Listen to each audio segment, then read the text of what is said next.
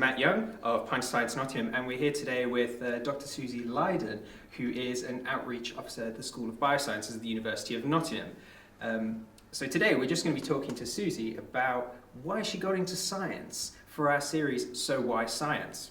So we'll get right into it and ask you straight off, Susie, how did you get interested in science when you were younger?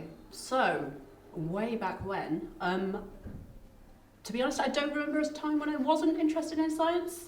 I was one of those little kids who, the stereotypic obsessed about dinosaurs children. I still have my Ladybird book of dinosaurs that I had when I probably got it when I was 3 or 4, and it's all annotated with this is Susie's book, these are the dinosaurs, and little corrections and things.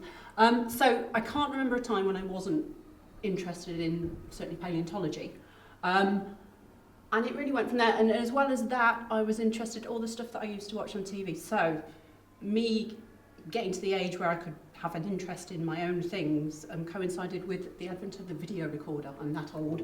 But that meant that I could have things on tape like David Attenborough's Life on Earth, as well as the other stuff like Doctor Who and all the other sci-fi stuff, which had lots of brilliant science people in it. So I kind of had a notion of what a scientist was from that. I knew areas of science I was interested in because I thought fossils were amazing. So that sort of set me off from very, very early thinking about those things. But I didn't think them in terms of I wanted a job in that area. It was more just that's cool stuff, if that makes sense. So it captivated your interest? Yeah, the whole, it was idea of it. Yeah, it was a fascination in all those things, how the earth works, rather than thinking, oh, that would be a cool job. Yeah. If that makes sense. So it sounds like you had quite a broad interest in just the whole field of discovery, really. Yeah.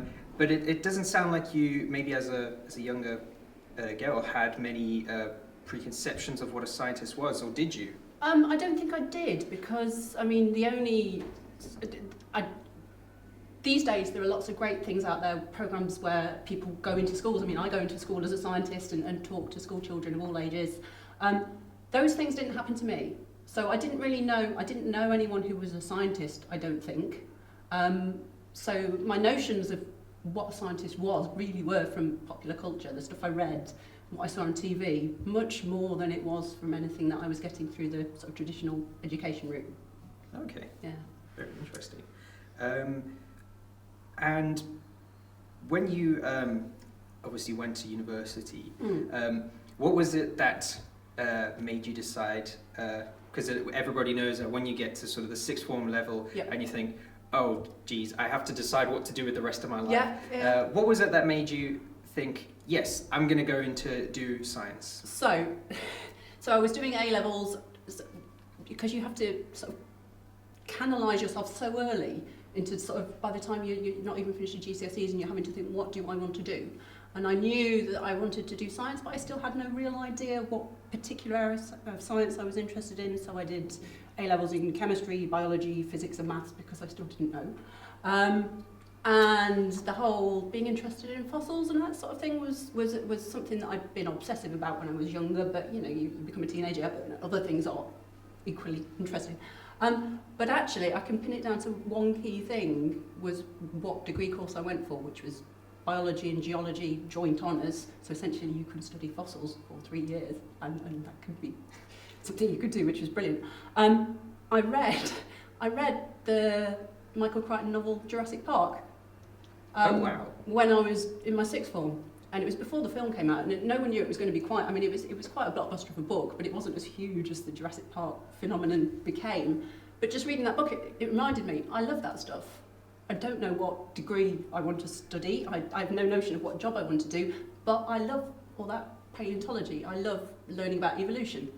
And that was one of the key things that drove me down that line, actually, was something from popular culture, a light bulb went off. So before Jurassic Park was the phenomenon that before we'd seen the CGI that made it, this huge thing, it was just the ideas that were in the book, which are actually, really interesting things about evolution and corruption and all of those things, And on that note, I have to ask you, is the film better than the book?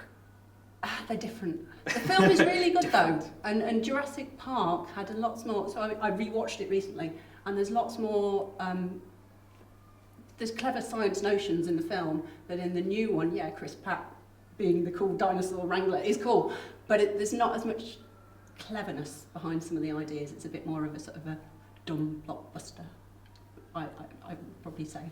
Okay. But yeah, the book is still really readable. Yeah.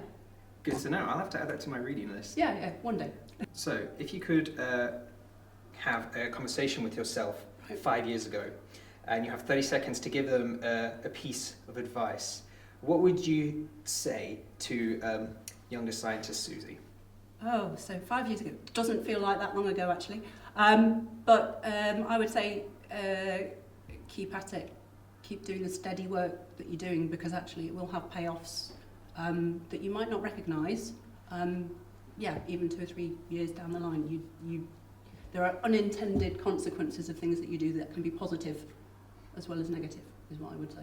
That sounds a bit cryptic, doesn't it? But in a way, yes. Yeah. So it's kind of like there's unexpected discoveries to be made. Yeah, definitely. And also unintended sort of career-wise things as well. You can be talking to someone about one particular aspect of your work, and through that it can lead to something completely different. Like having a chat with someone on Twitter can lead to a new opportunity for you that you might not realise. It's all about that steady, incremental stuff. People say, oh, it's big things that change your career or whatever. Sometimes it's just the steady, incremental, sticking with it. And even when you're really frustrated with something, seeing it to the end and getting it out there, and sort of publications, that kind of thing as well. Yeah. And on the note of Twitter and social media, as it's something that's becoming even bigger nowadays, a lot of people don't realise its influence within sciences itself. How have you found that useful? Because it sounds like this is something that you're involved in. So it's interesting because I've got a sort of a weird career path in terms of my research, in that I went sideways and did a lot of science communication work and worked with teachers and lots of things for a long time, and I'm just sort of coming back into the research side of things, having put that on hold for a long time. So actually having Twitter to be able to interact with people, because I've had that big sort of hiatus in what I was doing, has actually been incredibly positive. And being able to just see what people are up to and sort of reintegrating. to keep you in the loop as such. Yeah, totally. And sort of tentatively go back into that loop. I don't know how I could have done it 10 years ago, 5 years ago even. It seems to be, it's changed. And the people who tend to be, certainly in the area of science that I'm in, who are on Twitter and active, are the more sort of approachable, and the people who like communicating and tend to have sort of a positive approach to reaching out, which is all to the good, really. So. And do you think that the social media, the use of social media in science is going to be really helpful towards interdisciplinary work? Because that's something that seems to be very important. There's more scientists from different areas working together nowadays. Yeah, certainly. And so, I mean, the research environment that I've been working in for the last 6 or 7 years is an interdisciplinary environment. And that can work on the whole social media and interacting on that sort of social network sort of level. But actually, what we found is that there is no substitute for actually putting people from different disciplines actually in the same building and actually making them drink their coffee next to each other every day.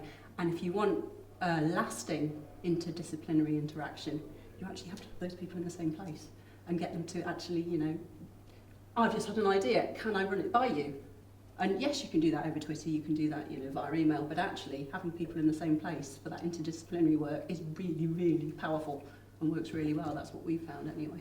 So keep doing it on lots of different fronts, whether it's virtual contact or real contact. So do it wherever you can. Yeah, keep totally. up the contact. Yeah. Excellent.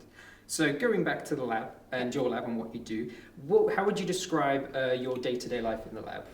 So at the moment, I'm not back in the lab yet. The research that I'm doing, so I'm interested in fossil plants, what we can say about the history of plant life, what we can say about the history of ecosystems by looking at fossil evidence that we have there. So at the moment, because I'm still in this process of reintegrating myself back into the science, so the stuff I'm doing is mostly literature-based. So I'm looking at what's already published and out there and finding ways to move back into that zone. So my average day, because I've got this whole science communication side to what I do as well, my average day could be anything from talking to 5-year-olds about what we can learn from fossils, through to doing some problem-based learning with our plant science students about how you would solve a problem because their experiments are going all wrong, or I could be showing some local community groups around our CT scanning facility, so I could be doing all sorts of different things. So it completely changes from day to day? Yeah. Or organising an academic conference. Could be any of those things, and frequently all of them at once. So yeah, it's never dull.